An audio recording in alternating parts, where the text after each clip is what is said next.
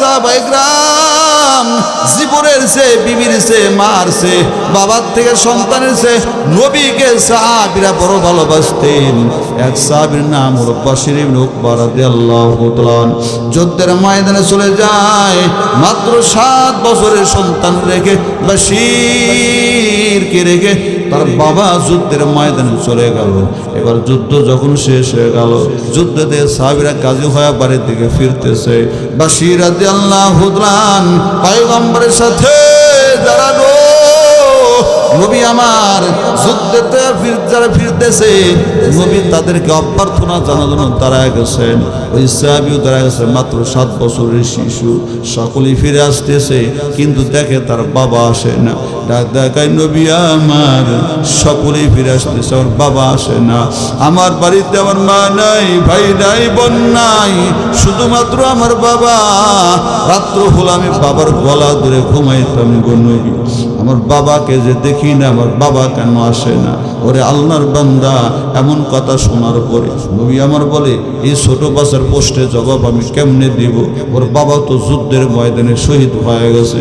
আল্লাহ নবী চেহারাটা ঘুরায় নেয়, বাশির উকবা রাদিয়াল্লাহু তাআলা আবার নবীর সামনে যায়, আবার নবী চেহারাটা ঘুরায়, আবার সামনে যায়। শেষ পর্যায়ে নবীর কদম ধরে কান্না করে, ও নবী আমার, আপনার পা ধরে বলি, নবী আমার, আমার বাবা কি বাড়ি আসবে না গো নবী?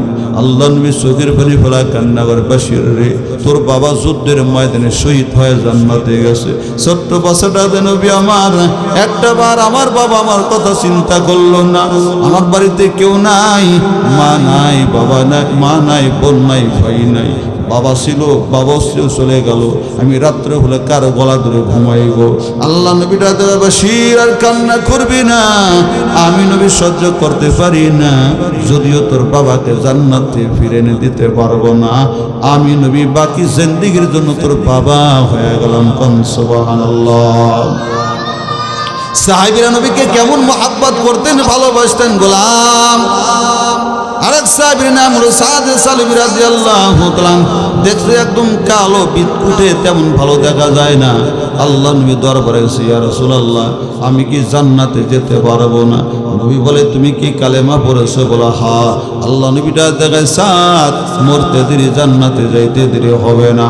সাদ বলে, ইয়া রাসূলুল্লাহ, তাইলে তো আমি দামি মানুষ, আমার সাথে কেন মানুষের মাইয়া বিয়ে দেয় না? গরিব বলে, কালো বলে। আল্লাহ নবীটা দেখায়, সাদ রে, দেখি না আমি ওই সাহাবীকে ডাইরেক্ট তার মেয়ের সাথে তোর বিবাহের প্রস্তাব দিতাম। বেটা হলো মদিনার চৌধুরী, তার মেয়েটাও বড় সুন্দরী, উপাধি হলো হুরে মদিনা। তার বাড়ি দৌড়া, যা বলবি আমি নবী বলেছি তার মেয়েকে তোর সাথে বিবাহ দেওয়ার জন্য। সাদ রাদিয়াল্লাহু তাআলা ওই সাহাবীর বাড়ি যায়, ঘরের দরজায় করাঘাত দেয়, সালাম দেয়, আসসালামু আলাইকুম ইয়া আহলাল বাইত। ভিতর দিয়ে সালামের জবাব, ওয়া আলাইকুমুস সালাম। কে সালাম দাও? রাদ্দাকা আনা সাদ, আনা মিন রাসূলিল্লাহ সাল্লাল্লাহু আলাইহি ওয়াসাল্লাম। আমি সাদ, তুমি পয়গম্বরের মজলিস থেকে আসছি। কেন আসছো? আপনার মেয়েকে আমার সাথে বিবাহ দেন। এবার সাহাবী ডাক দেখায়, না না, এরকম কালা বেটার লোক মেয়ে বিয়ে দেব না। সাদ বলে, দিলে দেন, না দিলে নাই। আল্লাহ নবী বলেছেন, আমি জান্নাতি, দুনিয়াতে যদি বউ না পাই, জান্নাতে আমার জন্য হুরপুরি অপেক্ষা করতেছে। কোন সুবহানাল্লাহ। আরে আল্লাহর বান্দা, এ কথা বলে সাহাবী চলে যায় ভিতর দিকে। মেয়েটাটা দেখায়, আবি আন্নাজা, আন্নাজা, নিজেকে রক্ষা করেন। আয়াত নাযিল হওয়ার পূর্বে বাপ ডাক দেখায়, মা তোমার কথা বুঝলাম না। মেয়ে ডাক দেখায়, বাবা ওই যে প্রস্তাব নিয়ে আসলো ছেলেটা, প্রস্তাবটা ছেলেটার না, প্রস্তাব হলো মদিনাওয়ালার। মদিনাওয়ালা যদি কষ্ট পায়, আল্লাহ বেজার হবে। আল্লাহ যদি বেজার হয়, আপনার বিরুদ্ধে আয়াত নাযিল হয়ে যাবে। বাপ ডাক দেখায়, মা তুমি কিন্তু ছেলে দেখো না, এই ছেলে কিন্তু কালো, আবার গরিব। মেয়েটাতে বাবা কালো হওয়ার কারণে যদি আমার চোখের তৃপ্তি না মেটে, গরিব হওয়ার কারণে যদি আমার চাহিদা না মেটে, আল্লাহ নবী বলেছে ছেলেটা জান্নাতি। কিয়ামতের ময়দানে আমি আমার স্বামীর হাতের আঙ্গুল ধরে ধরে জান্নাতে যেতে পারবো। ও সিন্ধু আমার বোনেরা, শুনেও গো, কোন দিক দৌড়াও? টাকাওয়ালার দিকে দৌড়াও না, না। আল্লাহর কাছে দোয়া করে, আল্লাহ একটা নেককার স্বামীর ব্যবস্থা করে দাও। ওরে কন্যার বাবা আল্লাহর কাছে দোয়া করে, আল্লাহ নেককার স্বামীর ব্যবস্থা করে দাও। ও কন্যার ভাই আল্লাহর কাছে দোয়া করে, আল্লাহ আমার বোনের জন্য নেককার স্বামীর ব্যবস্থা করে দাও। তার কারণ যদি স্বামীরা জান্নাতি হয়, বিবিরা স্বামীর হাতের আঙুল ধরে ধরে জান্নাতে যাবে। কোন সুবহানাল্লাহ। আল্লাহ রাব্বুল আলামিন মানুষদের দুনিয়ায় পাঠাইছেন গোলাম খলিফা বানাইয়া। এই মানুষগুলারে আল্লাহ পাক মাটি দিয়ে বানাইছেন। কি দিয়ে বানাইছেন? ইন্না খালাকনাহুম মিন তিনিল লাযিব। আল্লাহ বলেন আমি আল্লাহ মানুষদেরকে আঠাল মাটি দিয়ে বানাইলাম। বালু মাটি দিয়ে বান্দা ইট বানানো যায় না, ইট হয় না। আল্লাহ তেমনি মানুষদেরকে বালু মাটিতে বানান নাই, আল্লাহ পাক মানুষদেরকে আঠাল মাটিতে বানাইছেন। ও বান্দা এই জন্য বোঝা যায় মানুষের সৃষ্টির খামির হলো বান্দা মাটি, মানুষের উৎপত্তি হলো বান্দা মাটি, মানুষের বুনিয়াদ হলো মাটি। আল্লাহ পাক মানুষদেরকে মাটি দিয়ে বানাইছেন, আল্লাহ পাক মানুষদের আগুন দিয়ে বানান নাই। পক্ষান্তর আল্লাহ পাক একজন আগুন দিয়ে বানাইছেন, তার নাম হলো ইবলিস। ইবলিস সহ সব ফেরেশতারা আল্লাহ পাক আদমরে সিজদা করার কথা কয়। ওয়াইদ কুলনা লিল মালাইকাতি ইসজুদু লি আদম ফাসাজাদু ইল্লা ইবলিস আবা ওয়াস্তাকবার ওয়া কানা মিনাল কাফিরিন। আল্লাহ কয় ফেরেশতার দল আমার আদমরে সিজদা করো। সকলেই সিজদা করলো, কিন্তু ইবলিস সিজদা করে নাই। সিজদা তো করেন নাই, উল্টো যুক্তি পেশ করেছে। ইবলিসে ডাক ডাকা আনা খায়রুম মিন, আমি তার থেকে ভালো। কি কয় শয়তানে? কি কয়? আমি তার থেকে ভালো। কার থেকে? আদমের থেকে ভালো। এমন গুণ আমার আপনার মধ্যে আছে না নাই? আমি অমুক বক্তার চেয়ে ভালো, আমি অমুক আমলের আলেমের চেয়ে ভালো, আমি অমুক খতিবের চেয়ে ভালো, আমি অমুক ইমামের চেয়ে ভালো। আমার চেয়ে ভালো কেউ নাই। আমি অমুক নেতার চেয়ে ভালো, আমি অমুক হাজির চেয়ে ভালো।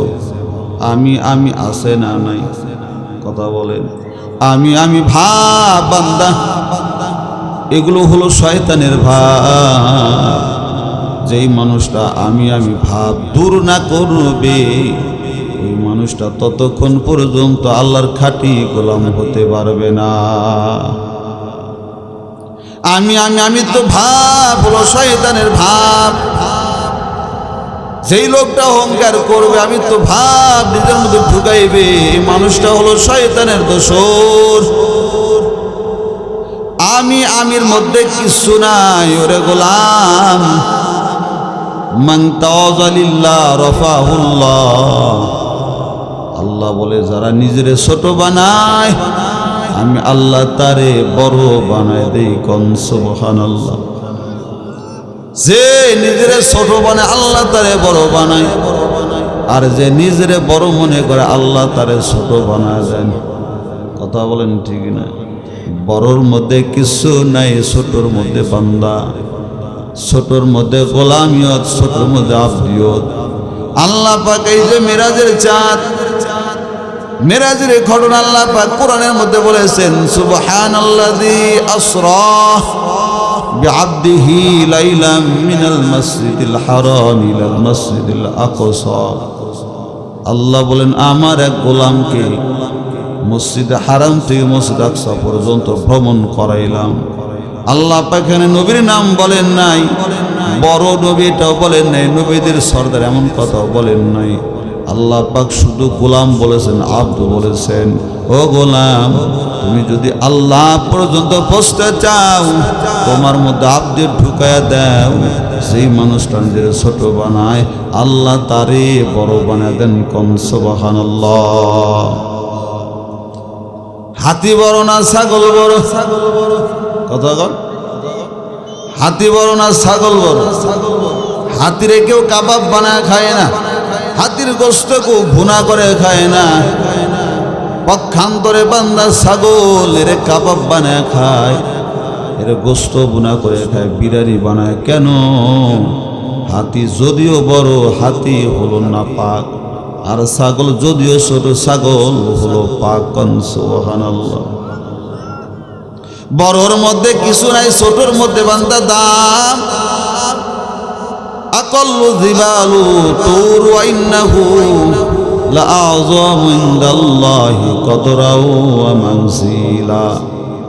দুনিয়ায় কত বড় বড় পাহাড়, সমস্ত পাহাড়ের মধ্যে আল্লাহ পাক তুর পাহাড়ের দাম বাড়ায় দিলেন। কোন সুবহানাল্লাহ। তুর পাহাড়টা তেমন বড় না, তুর পাহাড়টা বান্দা ছোট, এর চেয়ে বড় বড় পাহাড় দুনিয়ার মধ্যে রয়েছে। আল্লাহ পাকে পাহাড়ের কথা কোরআনে বলেন নাই, তবে তুর পাহাড়ের কথা আল্লাহ পাক কোরআনে বলেছেন। ওয়াত্তিনি ওয়াজ্জাইতুন ওয়া তুরি সিনিন। আল্লাহ পাক তুরে সিনার কসম খাইছেন। ও গোলাম, মক্কা নগরীতে যাও, বড় বড় বড় বড় পাহাড়। মদিনায় তেমন বড় পাহাড় নাই, মক্কায় বড় বড় পাহাড়। এর মধ্যে একটা পাহাড়ের নাম হলো জাবালে নূর। ওই জাবালে নূরের পরে একটা গর্ত, একটা গুহা, ওই গুহার নাম হলো হেরা গুহা। এই গুহার মধ্যে পয়গম্বর আল্লাহর ধ্যানে মগ্ন ছিলেন। শুধু তাই না, আল্লাহ পাক ওই হেরা গুহায় আল্লাহর কালাম কোরআন নাযিল করেছেন। কম সুবহানাল্লাহ। আল্লাহ পাক আমাকে তৌফিক দান করেছেন গোলাম। ওই জাবালে নূর পাহাড়টা 1.5 ঘন্টা পাহাড় বে গাড়ে হেরা পর্যন্ত বান্দা পৌঁছা লাগে। আমি আপনাদেরকে বলতে চাই, পাহাড়টা ছোট না বড়? আরো জোরে বল। এনে আল্লাহর বান্দা, শুধু তাই না, আর একটা পাহাড়ের নাম হলো সুর। কেন? ওই পাহাড়ে একটা গর্তের নাম হলো গারে সুর। ওই পাহাড় কেউ বান্দা সুরে পাহাড় বলা হয়।